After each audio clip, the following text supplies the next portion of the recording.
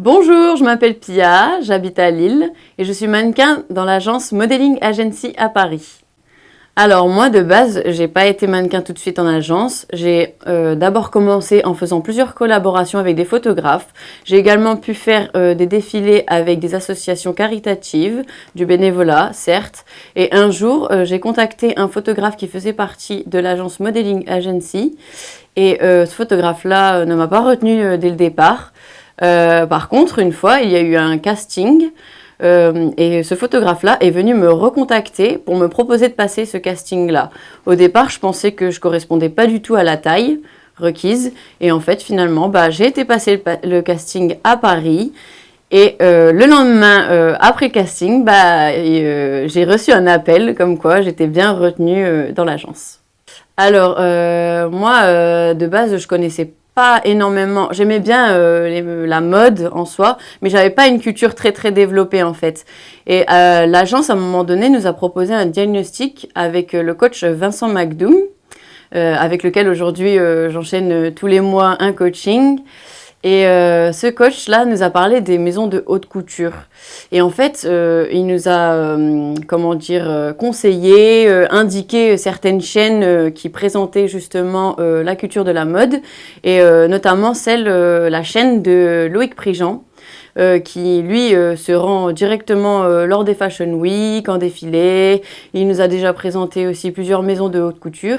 Et moi, il y en a une que j'ai particulièrement retenue, c'est celle de Pierre Balmain, du coup. Donc la maison Balmain, dirigée aujourd'hui par Olivier Roustin. Alors moi, qu'est-ce qui me motive? C'est surtout la mode. Pour moi, c'est un milieu où on peut vraiment s'exprimer en fait. Je suis quelqu'un de très sensible, très créative, très expressive. Et en fait, moi, je me retrouve dans ce milieu-là parce que, en fin de compte, quand on est mannequin, on est un petit peu comme une actrice en fait.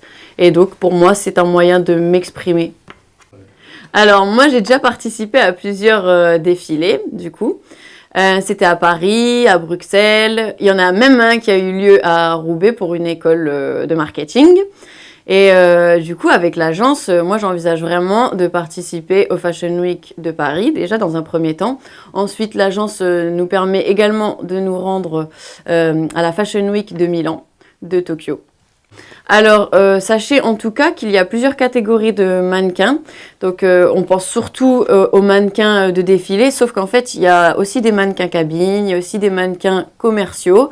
Et moi, en fait, je me situe plutôt dans la catégorie mannequins commerciaux, puisqu'en fait, je mesure 1m70. En général, pour les podiums, on va surtout sélectionner des filles très grandes, en fait. Donc, voilà, moi, je serais vraiment dans la catégorie mannequin commercial.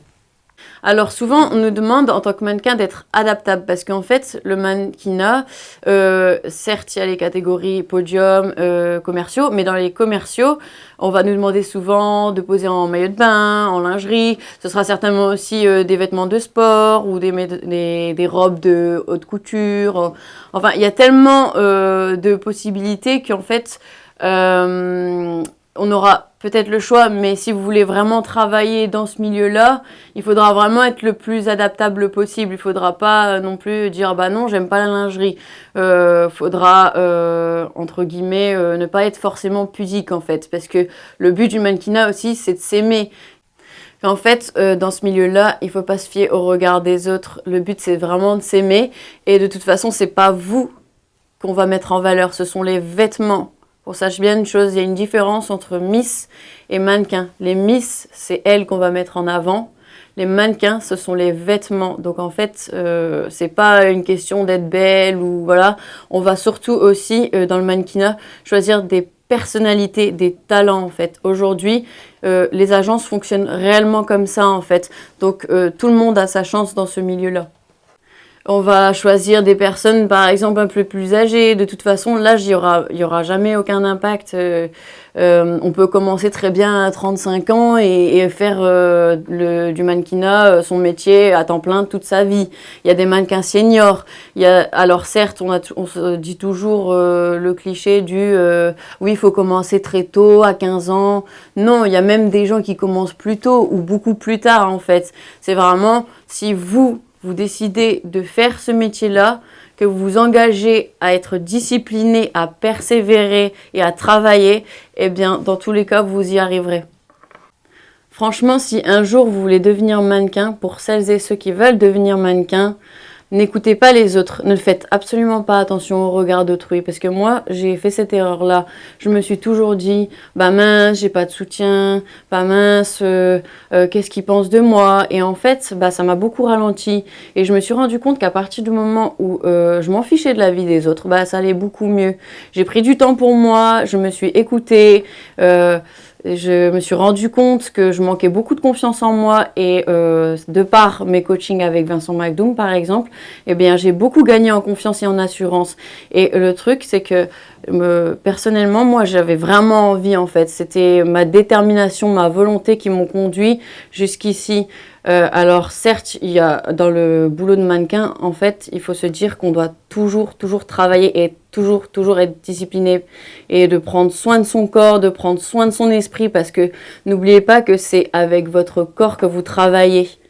Donc moi, je vous souhaite réellement de réussir, sauf que pour réussir, il faut vraiment en avoir envie. C'est pas un petit métier comme ça, voilà, vous en avez envie du jour au lendemain. Oui, peut-être, oui. Non, en fait, il faut vraiment être sûr, se donner les moyens et vraiment, c'est comme ça que vous y arriverez.